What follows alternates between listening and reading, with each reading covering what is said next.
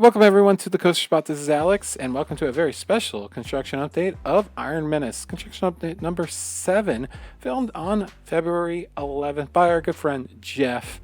And this was all sponsored by Ace, who set up this tour. And of course, thank you to them, thank you to Dorney Park, and thank you to Jeff. And here's a look at the trains. All 6 cars are on site, all wrapped up so they can stay protected from the elements until they really need to go onto the track once the storage station is complete. And here's our first look onto that midway, which is being completely transformed all the way from the former monster plot. Unfortunately, yes, the ride is been retired, had a very long life, so can't be too disappointed about that.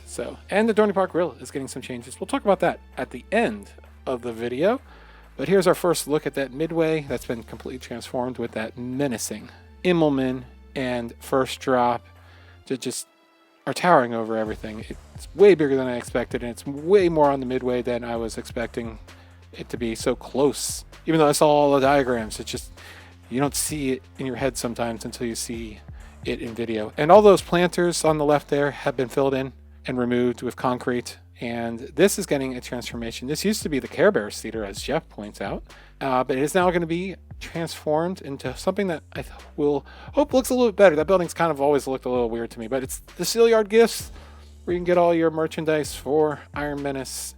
They'll have a Nano. They're going to have a Parkscape for Dorney Park finally, and hopefully we can get a Steel Force Nano and a laser, especially since it is the former site where Iron Menace is going.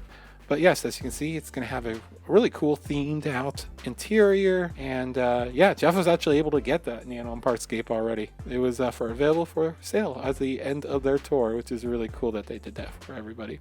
So here's a look at that Immelman. Just seriously, look how close you're going to be able to get to that thing. It is going to be such an awesome view. It dives out of it so quickly. It stays inverted a little bit longer, it seems. Looks like it's had a little more personality, which I feel like all the other Immelmans on dive coasters kind of feel the same. Aside from maybe like Valraven and to a better extent, Yukon Striker, because they're just so powerful and you kind of gray out. But all the others kind of feel the same. So, and there's it in relation to Possessed, which they're both about the same height. And here's some of the machinery, a backhoe and a bobcat with a giant brush on it to basically clean all that mud off the midway. And Jeff, at this point, probably would like me to thank Cedar Fair and Dorney Park and Six Flags, whatever you want to call the company at this point, for keeping Possessed for the time being. There were some rumors of it going at some point, but hopefully it's around for quite a lot longer. Seems a little weird to me that it's not getting any kind of retheme or repaint to fit into the whole area. It's going to kind of stand out, I feel like, a little bit. So I have questions, and hopefully I'll get some of those answered. News on the next update towards the end of the video, so stay tuned. Like, comment, and subscribe right now if you would. That would be great to help the channel and the videos and all that stuff. You know how it goes. It is great to see how close you're going to be getting to that first drop in a lot of the ride, and you can really see how that is beyond vertical. Way more than you can't see how all our dive coasters are actually not perfectly vertical. They were a few degrees off. I think it was a wear and tear thing. And here's the former Cedar Creek Flyers as they are getting painted and renamed to the MT Buckets to incorporate the whole Steelyard theme that they're going for. We pretty much knew this was going to happen because the ride was just going to stick out terribly for this theming that they're doing for the area. So it looks great. Now we're going to have our look at that station under construction and that towering 160-foot lift hill. And that Immelman just looks absolutely fantastic, as I said before. So you can see that that station looks absolutely huge, but it really isn't because it's not very long of a station. It's just a very wide station. And the storage area actually looks bigger than the station unload and load area. But that is progressing really well, and of course it's going to look like a steel factory. That's going to look fantastic once that's all in place. And once again, another look at that amazing Immelman. So it seems like everything's progressing really well.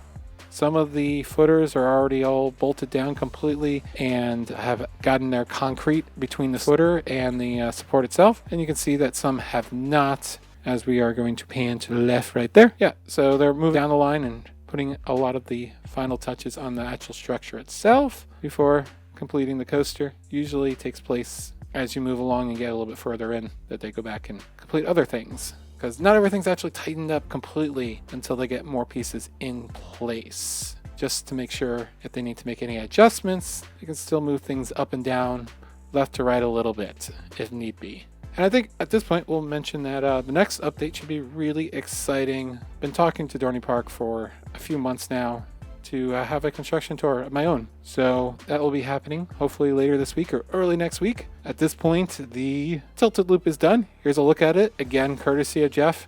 He lives like 5 minutes from the park, so it's very easy for him to check up on it. But here is the Dorney Grill, which is going to be completely transformed into the Iron Mill Grill and Bar. It's going to have a completely different look. You actually be able to go into the restaurant, and they're going to have a sidebar as well.